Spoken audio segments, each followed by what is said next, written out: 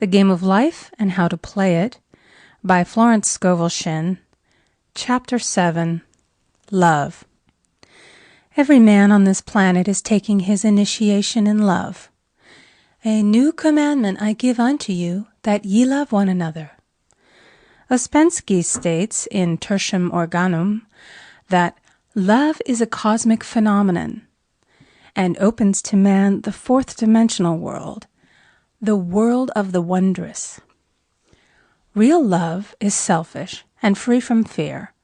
It pours itself out upon the object of its affection without demanding any return.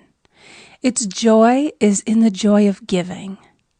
Love is God in manifestation and the strongest magnetic force in the universe. Pure, unselfish love draws to itself its own. It does not need to seek or demand. Scarcely anyone has the faintest conception of real love. Man is selfish, tyrannical, or fearful in his affections, thereby losing the things he loves.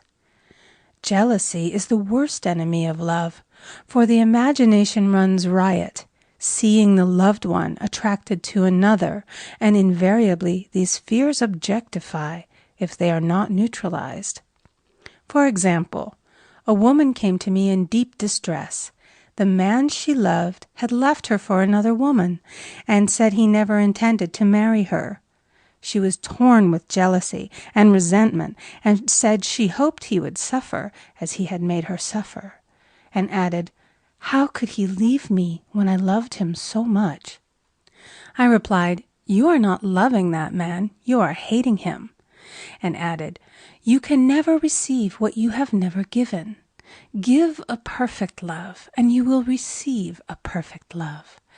Perfect yourself on this man. Give him a perfect, unselfish love, demanding nothing in return. Do not criticize or condemn, and bless him wherever he is." She replied, "No, I won't bless him unless I know where he is." "Well," I said, "that is not real love. When you send out real love will return to you, either from this man or his equivalent, for if this man is not the divine selection, you will not want him. As you are one with God, you are one with the love which belongs to you by divine right." Several months passed, and matters remained about the same, but she was working conscientiously within herself. I said, "When you are no longer disturbed by his cruelty, he will cease to be cruel, as you are attracting it through your own emotions." Then I told her of a brotherhood in India who never said good morning to each other. They used these words, "I salute the divinity in you." They saluted the divinity in every man and in the wild animals in the jungle, and they were never harmed, for they saw only God in every living thing. I said, "Salute the divinity in this man and say, 'I see your divine self only. I see you as God sees you, perfect, made in his image and likeness.'" She found she was becoming more poised and gradually losing her resentment. He was a captain, and she always called him the Cap. One day she said suddenly, "God bless the Cap, wherever he is." I replied, "Now that is real love, and when you have become a complete circle and are no longer disturbed by the situation, you will have his love or attract its equivalent." I was moving at this time and did not have a telephone, so was out of touch with her for a few weeks, when one morning I received a letter saying, "We are married." At the earliest opportunity, I paid her a call. My first words were, "What happened?" "Oh," she exclaimed, "a miracle! One day I woke up and all suffering had ceased. I saw him that evening and he asked me to marry him. We were married in about a week, and I have never seen a more devoted man." There is an old saying, "No man is your enemy, no man is your friend. Every man is your teacher." So one should become impersonal and learn what each man has to teach him, and soon he would learn his lessons and be free. The woman's lover was teaching her selfish love, which every man sooner or later must learn. Suffering is not necessary for man's development. It is the result of violation of spiritual law, but few people seem able to rouse themselves from their soul sleep without it. When people are happy, they usually become selfish, and automatically the law of karma is set in action. Man often suffers loss through lack of appreciation. I knew a woman who had a very nice husband, but she said often, "I don't care anything about being married, but that is nothing against my husband. I'm simply not interested in married life." She had other interests and scarcely remembered she had a husband. She only thought of him when she saw him. One day her husband told her he was in love with another woman and left. She came to me in distress and resentment. I replied, "It is exactly what you spoke the word for. You said you didn't care anything about being married, so the subconscious worked to get you unmarried." She said, "Oh yes, I see. People get what they want and then feel very much hurt." She soon became in perfect harmony with the situation and knew they were both much happier apart. When a woman becomes indifferent or critical and ceases to be an inspiration to her husband, he misses the stimulus of their early relationship and is restless and unhappy. A man came to me dejected, miserable, and poor. His wife was interested in the science of numbers and had had him read. It seems the report was not very favorable, for he said, "My wife says I'll never amount to anything because I am a 2. I replied, "I don't care what your number is. You are a perfect idea in divine mind, and we will demand the success and prosperity which are already planned for you by that infinite intelligence." Within a few weeks he had a very fine position, and a year or two later he achieved a brilliant success as a writer. No man is a success in business unless he loves his work. The picture the artist paints for love of his art is his greatest work. The potboiler is always something to live down. No man can attract money if he despises it. Many people are kept in poverty by saying, "Money means nothing to me. I have a contempt for people who have it." This is the reason so many artists are poor. Their contempt for money separates them from it. I remember hearing one artist say of another, "He's no good as an artist, but he has money in the bank." This attitude of mind, of course, separates man from his supply. He must be in harmony with a thing in order to attract it.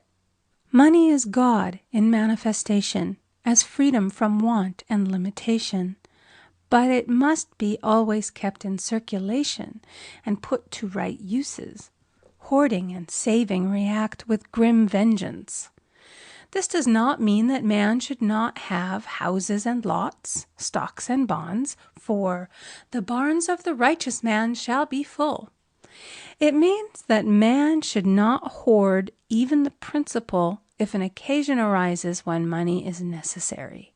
In letting it go out fearlessly and cheerfully, he opens the way for more to come in, for God is man's unfailing and inexhaustible supply. This is the spiritual attitude towards money, and the great bank of the universal never fails. We see an example of hoarding in the film production of Greed. The woman won $5,000 in a lottery, but would not spend it. She hoarded and saved, let her husband suffer and starve, and eventually she scrubbed floors for a living. She loved the money itself and put it above everything, and one night she was murdered and the money taken from her.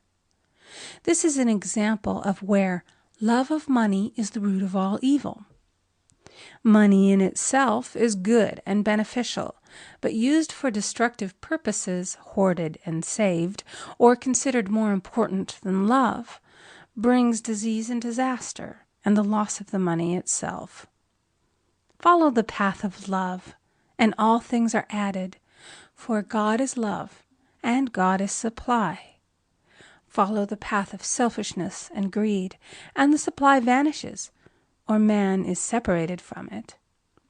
For example, I knew the case of a very rich woman who hoarded her income.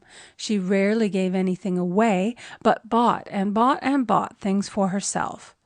She was very fond of necklaces, and a friend once asked her how many she possessed. She replied, 67.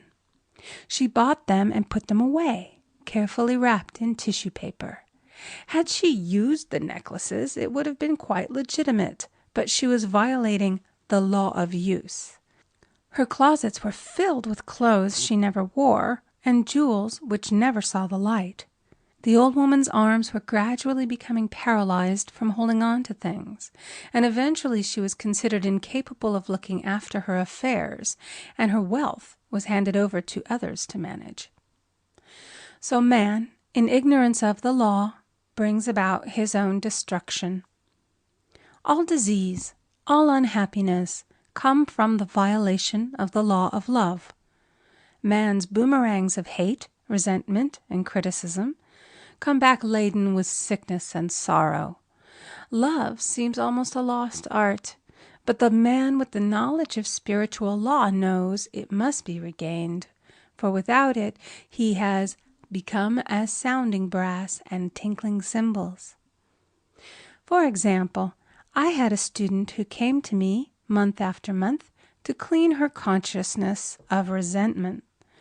After a while, she arrived at the point where she resented only one woman, but that one woman kept her busy. Little by little, she became poised and harmonious, and one day all resentment was wiped out. She came in radiant and exclaimed, "You can't understand how I feel. The woman said something to me, and instead of being furious, I was loving and kind.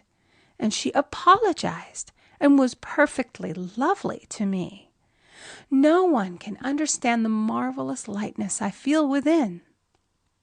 Love and goodwill are invaluable in business. For example, a woman came to me complaining of her employer. She said she was cold and critical, and she knew she did not want her in the position.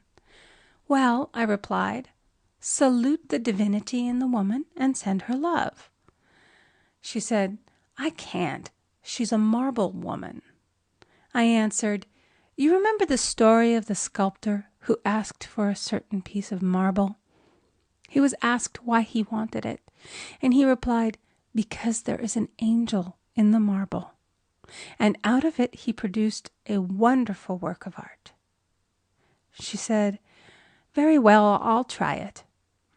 A week later she came back and said, "I did what you told me, and now the woman is very kind," and took me out in her car. People are sometimes filled with remorse for having done someone an unkindness, perhaps years ago. If the wrong cannot be righted, its effect can be neutralized by doing someone a kindness in the present. This one thing I do, forgetting those things which are behind, and reaching forth unto those things which are before. Sorrow, regret, and remorse tear down the cells of the body and poison the atmosphere of the individual. A woman said to me in deep sorrow, "Treat me to be happy and joyous, for my sorrow makes me so irritable with the members of my family that I keep making more karma." I was asked to treat a woman who was mourning for her daughter. I denied all belief in loss and separation and affirmed that God was the woman's joy, love, and peace. The woman gained her poise at once, but sent word by her son not to treat any longer because she was so happy it wasn't respectable. So mortal mind loves to hang on to its griefs and regrets. I knew a woman who went about bragging of her troubles, so of course she always had something to brag about. The old idea was, if a woman did not worry about her children, she was not a good mother. Now we know that mother fear is responsible for many of the diseases and accidents which come into the lives of children. For fear pictures vividly the disease or situation feared, and these pictures objectify if not neutralized. Happy is the mother who can say sincerely that she puts her child in God's hands and therefore knows that he is divinely protected. For example, a woman awoke suddenly in the night, feeling her brother was in great danger. Instead of giving in to her fears, she commenced making statements of truth, saying, "Man is a perfect idea in divine mind, and is always in his right place. Therefore, my brother is in his right place and is divinely protected." The next day, she found that her brother had been in close proximity to an explosion in a mine, but had miraculously escaped. So man is his brother's keeper, in thought, and every man should know that the thing he loves dwells in the secret place of the Most High and abides under the shadow of the Almighty. "There shall no evil befall thee, neither shall any plague come nigh thy dwelling. Perfect love casteth out fear. He that feareth is not made perfect in love. And love is the fulfilling of the law." End of chapter 7.